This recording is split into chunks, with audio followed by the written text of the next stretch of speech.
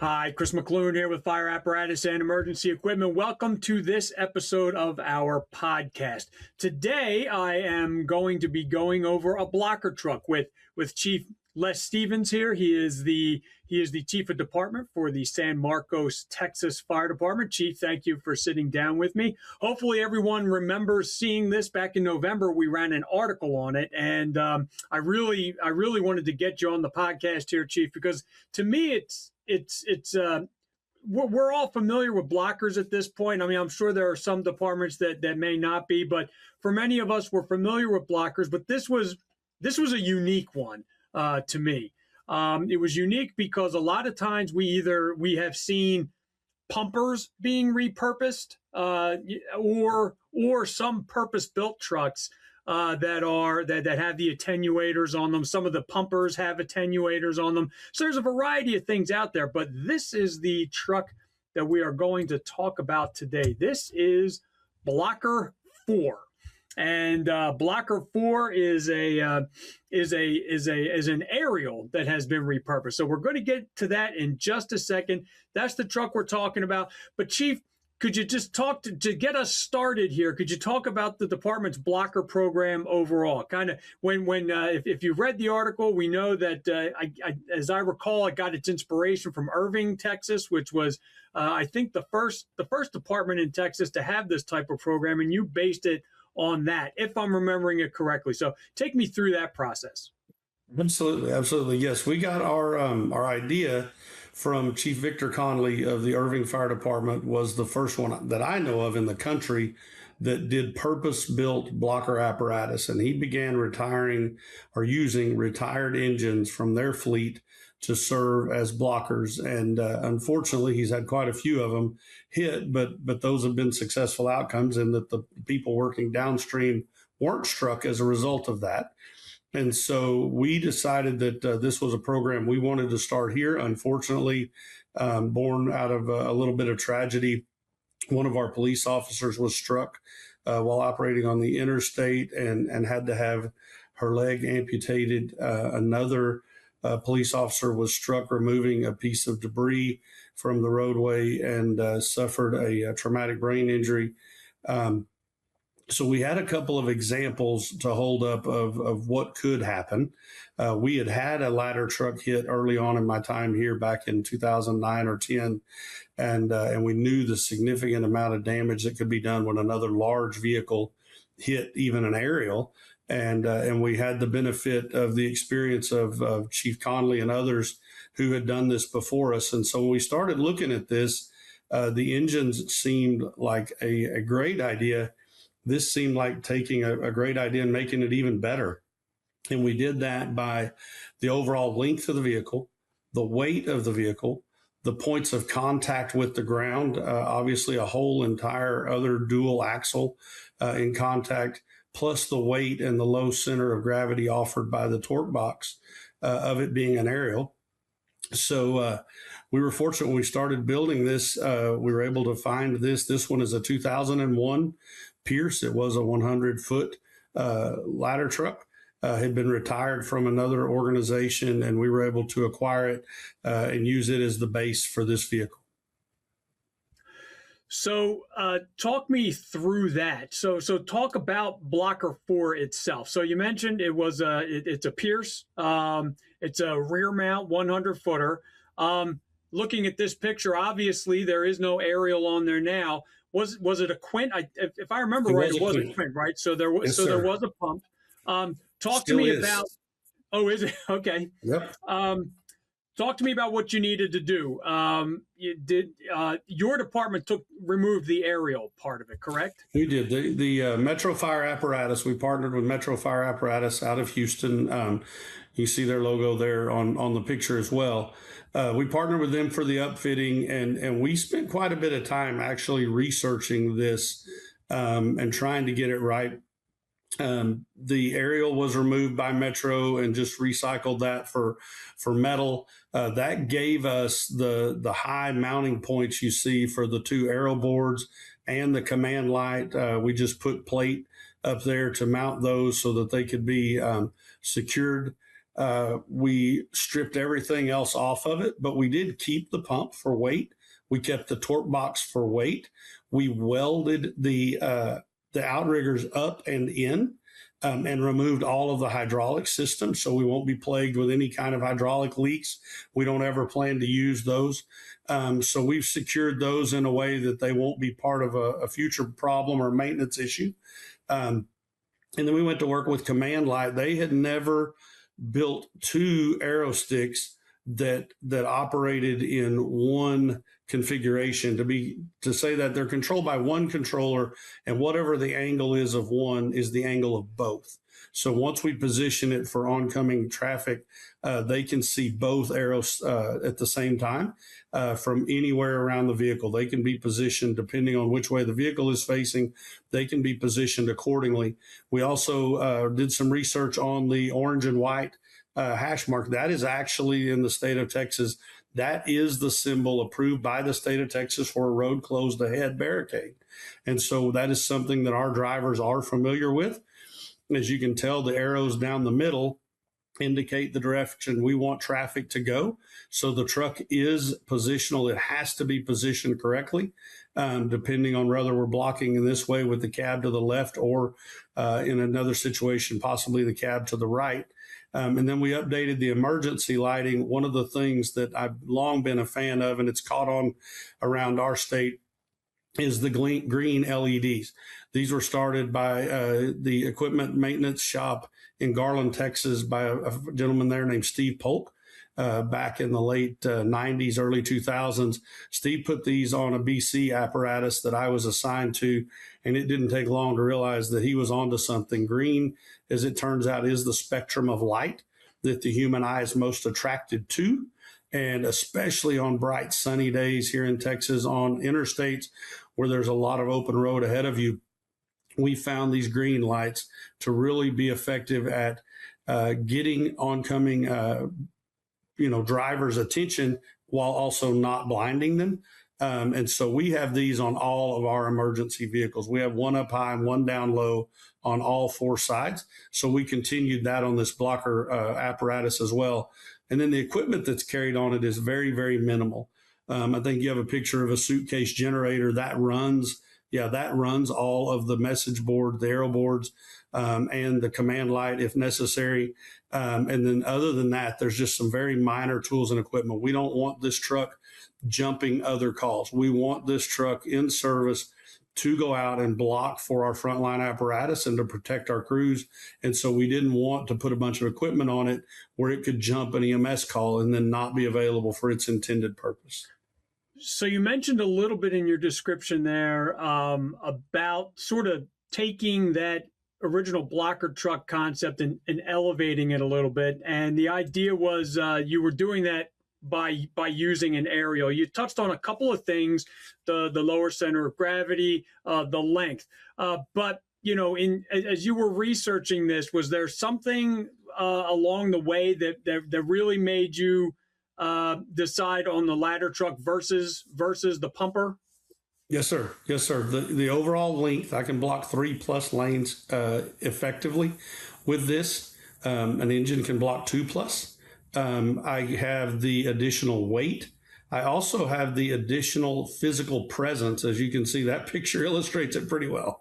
It is hard to miss. I've added just mass to the vehicle, and the mass serves a lot of purposes. One is oncoming trucks and traffic to see it, to understand and perceive what it's there for, as well as in the event it were ever hit, we've kept as much of the weight and mass as we can to hopefully protect those people operating in a very vulnerable position downstream.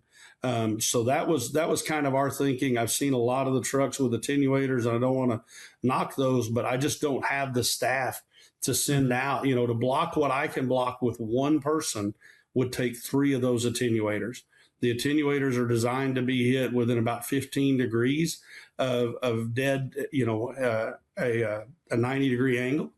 And I don't have the people or the staff to go out and deploy multiples of those. I am blessed to have just one person assigned to this program 24 hours a day, 365 days a year. This is a classified position in our department.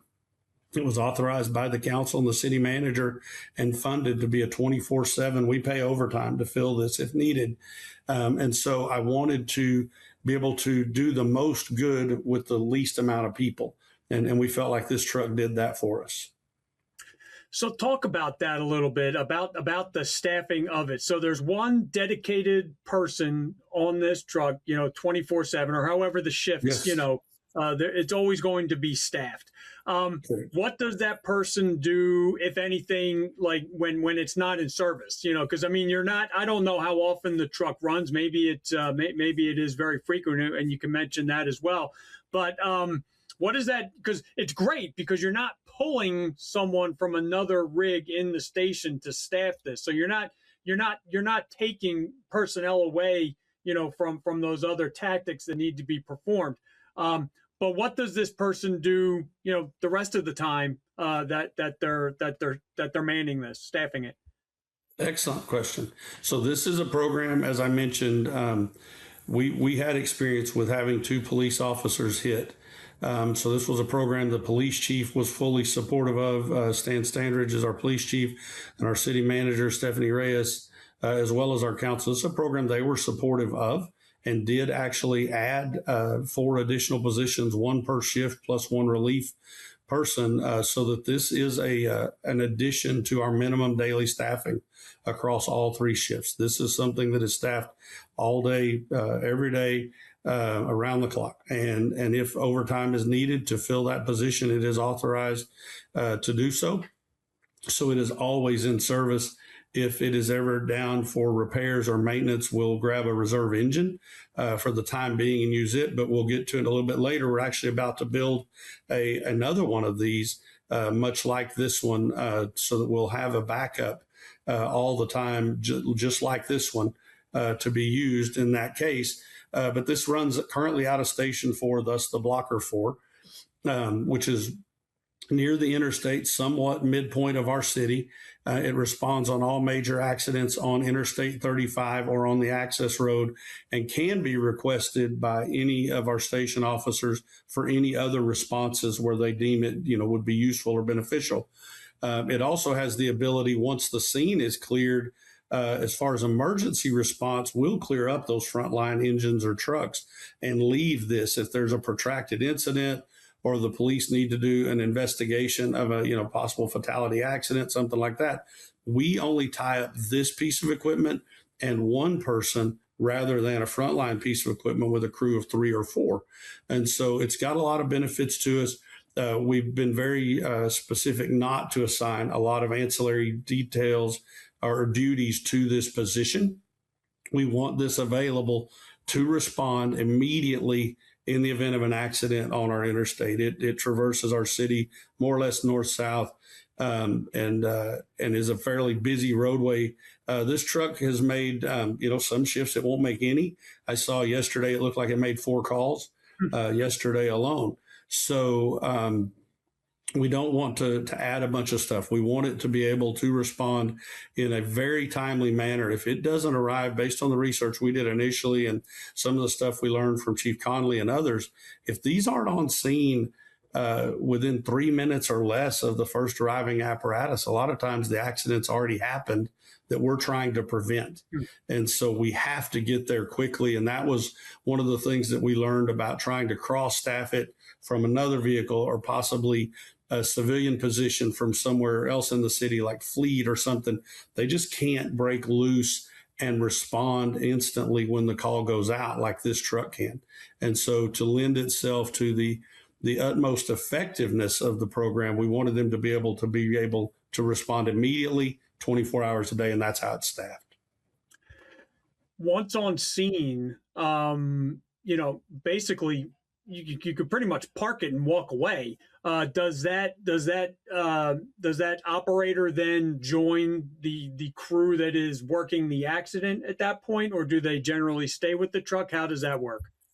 Our policy, we want to staff this with experienced engineers, classified as engineer operators or someone working out of capacity. But we were very specific not to put new personnel on this because the people that have been driving a truck or an engine for a while have some familiarity with where to park it.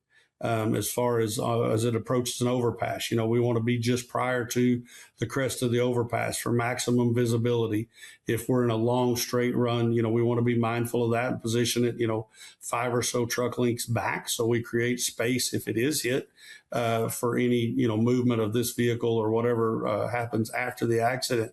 So we tried to be mindful about who's assigned to it. The person assigned to it, depending on how they position it, has discretion of what they do.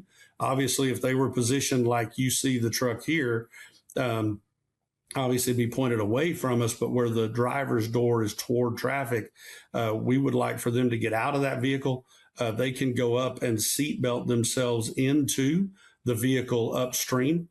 Or downstream, I guess it would be closer to the accident. So they're in a position of safety as well. We don't want them to stay in this vehicle if there's any chance of them being injured if the vehicle is struck. So their only responsibility is to get the truck there, get it into position, deploy the aero boards appropriately based on what they want traffic to do, and then find the safest place for them. Is it in this truck? In another riding position, seatbelted in, or is it in another vehicle further down, closer to the actual initial accident that brought us there, seatbelted in, or is there something for them to do in mitigating the actual emergency? And that our policy allows them the discretion to decide which is the best, dependent on the situation or the call. You mentioned that that this is dispatched on any major accident on the roadway or whatever. But would you say it's more, are there a lot of incidents where it's not on the initial dispatch because the extent of the accident or the car fire or whatever it's going to isn't known, and then once crews get on location, they request it specifically? Or is it just it's on that road, it's on that one that traverses the city, and if it's an accident, it goes? We use ProQA, EMD, and EFD, and so if the determinant code shows the call to be on the interstate, we're going to get a frontline apparatus and this. Prior to putting this in service, we would always get 2 frontline apparatus, an engine or 2 engines and a truck, 2 trucks, depending on where the accident was located or the car fire, as you indicated, was located. We would always send 2 frontline apparatus and 2 full crews. We just replaced one of those with this on all of those calls. Okay. So we just went into our boxes and grabbed one of those frontline pieces of equipment and replaced it with Blocker 4. So now you get a frontline engine or a frontline truck, depending on the district, and Blocker 4 on the immediate initial dispatch. It's going with them. They can disregard it. We prefer they not. We would prefer that if something is going to be left on scene unprotected, that it be Blocker 4 and not one of our frontline piece of equipment. We just put a brand new aerial in service a couple of weeks ago, about $2.3 million. We have a tiller now that would be over $3 million to replace. A new frontline engine is $1.25 to $1.5 million. So we would much rather this vehicle be struck and taken out of service if in fact that has to happen. We have a much smaller investment in this. We have it insured through our risk pool, so we could have it repaired. And it's our intention, if it were ever struck and is still usable, we'll do the minimal amount of repairs necessary to put it back in service, and we'll keep using it. That's something that we learned from Chief Conley and Irving, is that these aren't a single-use vehicle. In most cases, I think he has some that have been hit multiple times. I wouldn't even venture a guess at how many, some of them, but we do know that it was built to be hit if necessary, and we'll fix it to the extent necessary to put it right back out there and continue providing a safe place to work for our people and our police officers. You mentioned not the speed, but the timing that's involved here, where, if you don't get it there within 3.5 minutes, probably the accident you're trying to prevent is has already happened. So that I'm guessing that means this is responding at emergency speed, lights and sirens. It is. It actually is switched. One of the things that we did in design is it actually has an emergency response mode, just like it did when it was in service as a ladder truck. All the lights, the siren, everything still work. It has Opticom, so traffic preemption, and it responds as an emergency vehicle. Once it's on scene, they can switch it to basically a blocker mode, if you will, and it kills a lot of those distracting lights and only highlights the lights that show the outline of the vehicle, so that again we bring someone's attention to it and the size of it, so that they can start to focus on the messaging of the arrow boards, the messaging of the barricade striping, the arrows that show which way we want it to go. But we can kill a lot of that emergency lighting once on scene, so that it is not distracting and drivers have an opportunity to see, understand what it is we want them to do, and move accordingly. Has it been hit yet? Knock on wood, but no, sir, it has not been hit yet. I'm waiting on that call. I'm afraid it will come, but it has not been hit yet. Excellent. I mean, and that's really, I mean, you're putting these things in service, so that should something like that happen, it's not one of the frontline things, but these are not just there to be hit. I think that's an important distinction to make sometimes with these blockers. The idea is that you do everything you can, much like what we're looking at there, to indicate what way you want people to go, so that they know in plenty of time that they have to maneuver around the scene, versus being so distracted that you're not expecting the hit. You're anticipating that it could happen, but you're not necessarily expecting that it's going to be hit every time, that it's out there. And I think that's important, because, these are not just sacrificial lambs out there. They are, they're not only there to be hit, they're there to guide the traffic to where you want it to go. Yeah, it's a proactive measure. In my opinion, this is something we've done proactively to help the motoring public know that there's something going on up ahead that we want them to avoid. We've done it to protect our people, our EMS people, our police officers, our record drivers, anybody, plus the people involved in the initial accident. We want to protect them. The visibility of it, I think, lends itself to the purpose. Again, the smaller vehicles with an attenuator just don't have the physical presence that this does. If we can get this on scene quickly, get it positioned appropriately, and shut down 2 to 3 lanes plus the shoulder, we begin to create, especially on Interstate 35, we began to create a pretty good interruption of normal traffic. And those vehicles that are slowing down to go around it become part of the solution. They become part of slowing down oncoming motorists, a lot of brake lights for people coming up on that scene to see, and gives them more time to react. So this really has proven very effective. You and I were speaking before we started. It's been interesting to see the article you shared and the stuff the city put out on this. It's literally gone, I would say, almost worldwide. I've received calls and texts and Facebook messages from other countries about this vehicle, and people following suit. Pearland was just about to build one when we pushed this out, and they stopped and pivoted and found an aerial apparatus to use as the basis for their blocker program. And so I know we've had contacts from other departments that have called to get details and information from it, so that they could kind of copy our idea and hopefully improve on it. If they find something to improve on, I'm fixing to build another one, so I'll steal their idea back. So that's how it works. We want to try to do the best we can to protect our folks, and that's what this was about. If you could give me a little bit more specifics on the blocking features of the truck, and I'm thinking of the I'll call them light towers, but the light boards, some of the emergency lighting. You mentioned that the style of the orange and the white is specific to Texas. It's well known that if you that if you encounter something like this, you're not to go forward anymore. But also talk a little bit about the warning lights and the light boards that you installed on there, and then we'll get into at some point here that rig that you're putting together now. Maybe some of what you're going to change and maybe what you'll keep the same. But for Blocker 4, what are the blocking features that are on it? Excellent. The picture you have up is ideal. Let's start at the very bottom. Those ground lights. All of the ground lights were updated. Again, they shine down. They don't shine out. They shine down to show, especially at nighttime, to show oncoming vehicles the presence of that vehicle and to start to help them get an idea of the mass of what's in front of them. Even if it were dark, we want them to know there's a large vehicle parked sideways in the road ahead.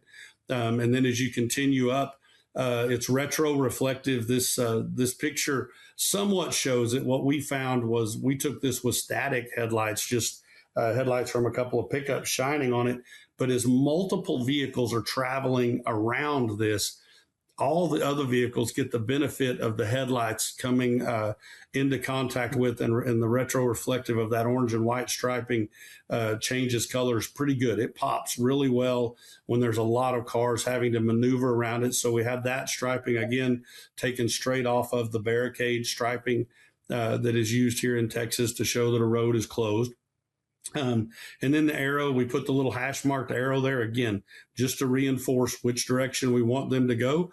We hope it's pretty clear by the position of the vehicle, but if not, we want to help reinforce that. So that is there as well.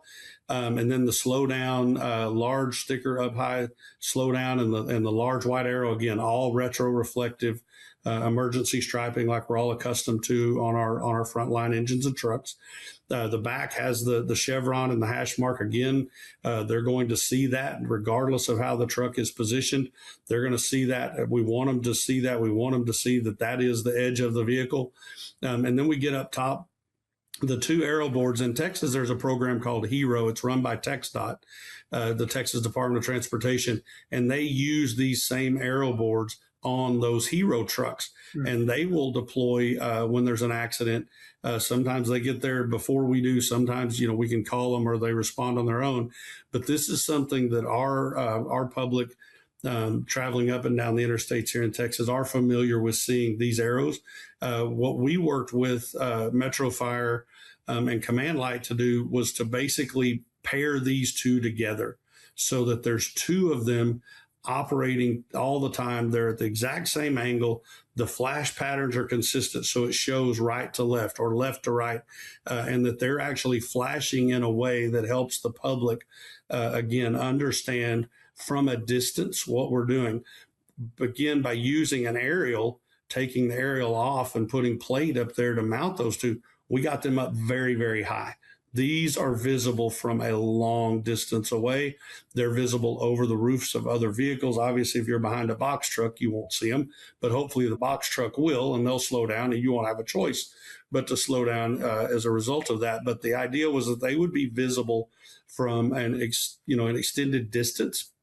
Again, to allow that 3/4 second perception, 3/4 second reaction and braking distance prior to encountering the vehicle. And then hopefully by that point, we have created a clear understanding of exactly what it is we want you to do.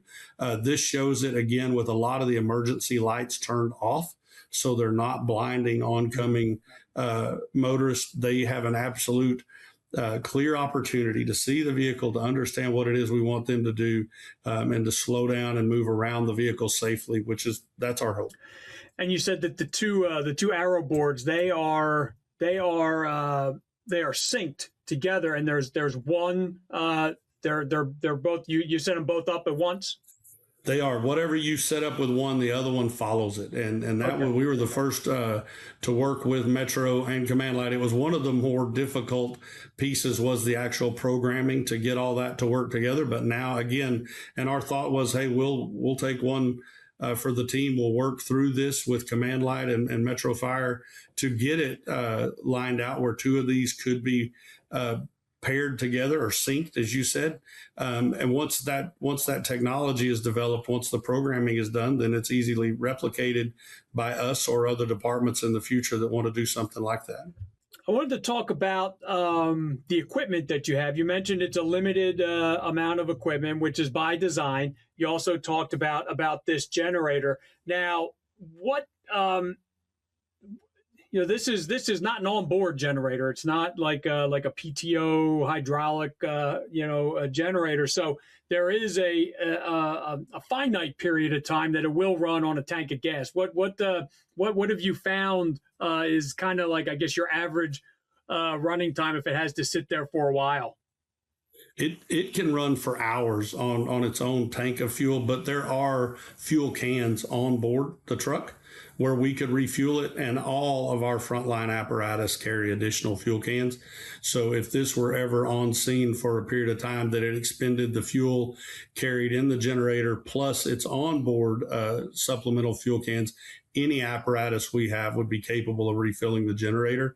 Probably the longest thing I can anticipate us being out there for is, again, the investigation of a fatality or near fatality accident by our police department.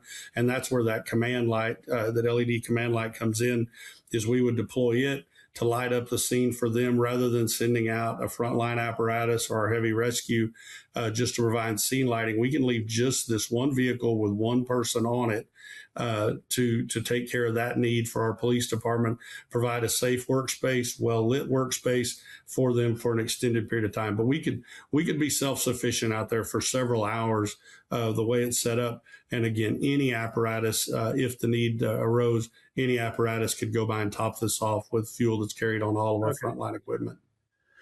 So extra fuel, the generator itself, the extra fuel for it. Any other equipment that it carries? Just again, not necessarily for They've added some small hand tools, some brooms and shovels, stuff like that. I think they've added a power sweeper on it. That way, it's on, instead of putting one on all of our apparatus, we put one on here so that it's available at all the accidents on the interstate to kind of aid in the speed of cleanup if necessary. But again, it's been very intentional to keep the equipment on this truck to an absolute minimum so that it doesn't get distracted. The person on it doesn't feel compelled to respond to accidents, and then it's over at a medical emergency in a safe, parking lot, and I've got an unprotected crew on the interstate, or I'm back on the interstate with two frontline apparatus.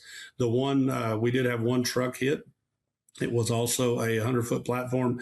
When I first got here, it was pretty significantly damaged. It actually bent the outrigger.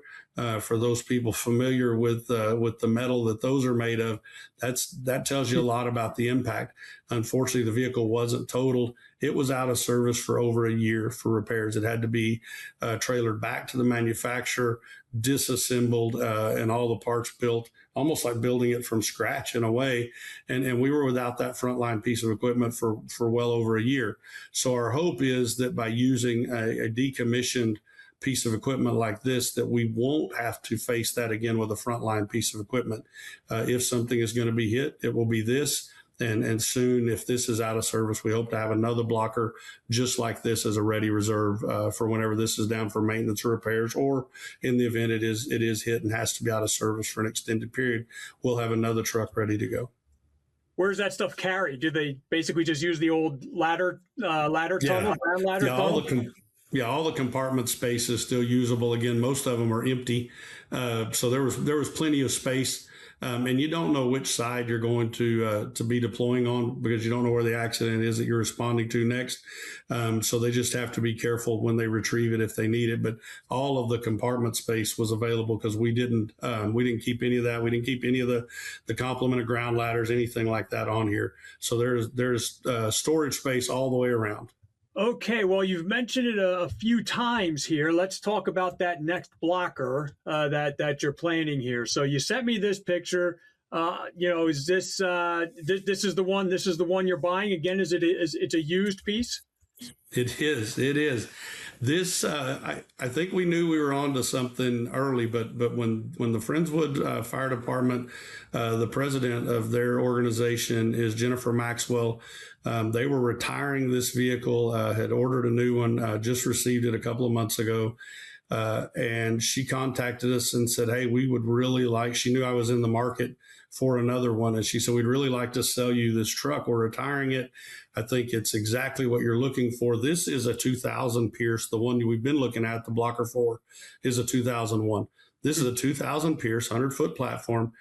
This thing has 21,000 miles on it. It is in incredible condition. Just passed a pump test, just passed a ladder test. It's ready to go. And we have purchased it. We're in the process now. We'll go to City Council on June 2nd for the approval for the upfitting, and it will go to Metro basically for the exact same treatment as Blocker 4. We plan to remove the turntable and the aerial again and outfit it almost identically to Blocker 4. And what I envision will happen is this will probably become our frontline blocker, and the current Blocker 4 will be the backup just because of the age and condition of this. It's in really, really good shape. They bought it new. Obviously, the mileage indicates, the low amount of use there. But Friendswood was really excited that we have an opportunity to acquire this, worked with us to get the price down to something appropriate for its intended purpose, for us to use it as a blocker and not another frontline ladder truck. So it's worked out well, and we were glad to be able to work that out. And we appreciate Chief Maxwell and the Friendswood Volunteer Fire Department working with us to make that happen. Now, you said almost identical to the current Blocker 4. Is it what would change and why would it change? Is it just just some nuances between the two vehicles, or things that you've learned over time with the current Blocker 4 that you thought would be better in the next iteration? We've solicited input from our folks on things that the people that have been riding it. We had one gentleman that was about to retire, an engineer, and he went. They were rotating through for a full pay period on the blocker, and he got over on it and really liked it. And he's like, "Hey, if it's all the same to y'all, man, I'll stay here until my retirement date, which was a couple of months out." And so he did his last couple of months there. We've had a couple of other engineers that have taken kind of an ownership of this program. And so we've solicited input from them on how it's currently set up, what works and what doesn't. To the best of my knowledge, if any changes are made, they're going to be very, very minimal. We like the way we've switched the lights where they can do emergency response versus deployed as a blocker. We like the aero boards. We like that one controller controls both boards. That's just a timeliness thing. If they happen to be on that side of the vehicle setting those up, we don't want them to be there any longer than absolutely necessary, so that they can get to the protected side of the vehicle. We like the idea of, again, welding those outriggers in and up. Removing the hydraulics just so we don't have constant leaks in the bay or elsewhere. We like the command light. Our police department have requested that truck out a time or two. And every hour it spends on scene providing light support for our police department is an hour that a frontline piece of equipment is in service with a crew of 3 or 4 people. And so those are force multipliers for us, which is how we see this. We take one person and one vehicle out of service rather than another engine or truck with a staff of 3 or 4. So this is going to be this will probably be the front line, and then the current Blocker 4 will become the reserve. Do you foresee anything in the future where you would expand the blocker truck program and maybe have 2 strategically positioned, throughout the city, or do you think you'll pretty much just stay with the one? I think we could get there. Call volume dictates, and we start to see overlapping calls, which brings exposure and risk to those frontline pieces of equipment, where we could demonstrate that to the city manager and the council. I think certainly we would go and request that additional staffing to put a second one in service. We're not there yet. We do see good utilization of the vehicle, but we're not seeing multiple calls where they're overlapping and we're risking frontline equipment. That's something we'll have to monitor over time. Would this be something where if you started to see the overlap, is that something where you could, it could even be somebody from Fleet or somebody so Blocker 4 is out on a call, but another one comes in, they're overlapping. Could someone go respond to the station and take the reserve piece to help with the other scene? Absolutely, that could happen if we were in a position where we were overstaffed for the day. Maybe something we could contemplate. Instead of assigning another person on a frontline piece of equipment, if they're fully staffed, maybe staff up a second blocker. That's something we could consider. We haven't gotten that far. Like I said, we just got it bought about a month ago, and it'll still be a few months. It goes to council June 2nd, and then it'll be several months to actually get the work completed on it and get it back and get it in service. So some of those things are decisions that we'll make down the road. And I do want to touch on, you mentioned a little earlier about blocker 4. We covered over the pump panel. We'll cover over the pump panel here as well, just to provide a canvas for that continuous striping. But we did keep the pump and we did keep the torque box, and we'll do the same on this one. Again, it's just about low center of gravity and mass and weight. And both of those contribute significantly. We're not doing anything currently to fill the tank with sand or vermiculite or anything like that, or water. We just drained it. It runs dry. We did the math. They have about a 300-gallon tank at 8 pounds per gallon. You're looking at about 2,400 pounds additional weight if they were to travel wet. We just didn't see that the benefit of that live load was worth it just to gain another 2,400 pounds. We have a pretty significant vehicle weight already. We like the points of contact with that twin rear axle. So currently we are keeping it as built. We're just running it with a dry tank.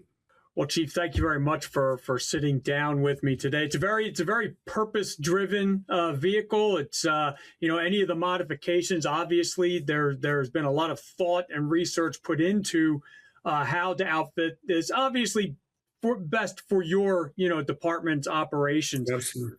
But before I let you go, do you have any general comments about blocking trucks in general, or your department's blocking program in general? And the observation I would share, and I think it appears to be all across the country, is just the cost of frontline equipment necessitates that we find ways to protect it, in addition to protecting our personnel, which is obviously our most expensive asset. But the cost of frontline equipment and the significant time from placing the order to receiving it, especially if you're buying custom built stuff, I think this shows our taxpayers that we are being responsible with their dollars, that we're taking things that may no longer have a useful purpose for emergency response or protecting our community, but we're finding a way to repurpose them and not go out and buy something else new to serve that role. But we are showing, hopefully, to our personnel, our firefighters, our police officers, our EMS personnel, that their safety is something that's incredibly important to us. And we're putting resources to that need, first in the form of the vehicle, and then secondly in the form of staffing, regardless of how you do it. I know a lot of different departments are staffing these in different ways, and some have been really creative with how they're doing it. I think it's still fairly new. I appreciate Chief Conley's vision and his leadership to get this started for us. And it's been neat to follow it, over the last few years as it spread kind of across the country and beyond. And I think it's one of those things that the more people look at it and spend time on it and put them into service, the more we'll learn, and we'll be able to benefit from one another, kind of some of those best practices. And so we're always happy to share what we've found with others, again, with the understanding that if they find a way to improve the mousetrap, we want first dibs on stealing their good idea. Because this wasn't our idea. This was something that we borrowed and kind of put our own spin on, and we're constantly looking for ways to make it better. One other question I had, just as you were talking about that, do you foresee at all, and it could just be the way in which you go through the replacement cycle for your vehicles. These two obviously have been purchased used, but purchased.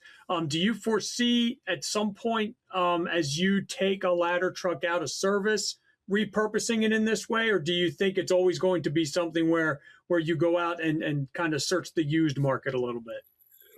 We're there now. We're there now with the purchase of this truck from Friendswood.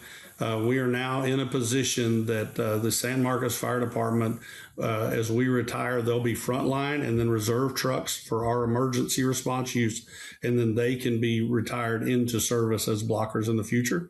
I hope this truck from Friendswood kind of completes our need to go out and purchase these as a specific purchase for this purpose, and we can now start to just retire our own vehicles and use them as we want to either expand this program or replace these as they get higher in mileage and older in years, or if one of them gets damaged, if it gets hit and totaled and needs to be replaced. I think we're at a point now that we'd be able to replace it from our existing fleet. Okay.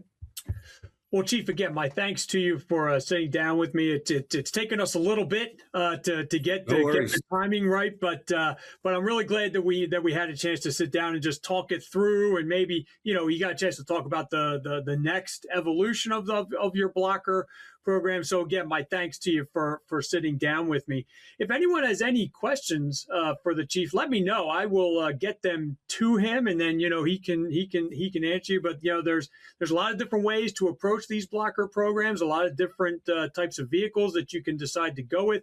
Just because this one worked in San Marcos doesn't mean that it's going to work across the board.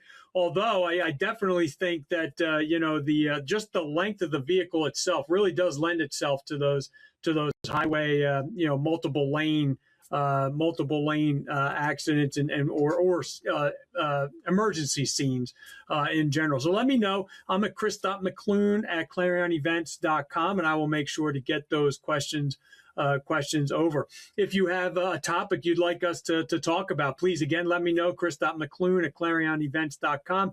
And of course, all of our podcasts, as I've said before, are archived at www.fireapparatus.com/podcast. So again, Chief, my thanks to you for sitting down with me today. This has been Chris McClune with Fire Apparatus and Emergency Equipment. Have a good one and stay safe. Thanks again, Chief. Thank you, sir. Appreciate you having me.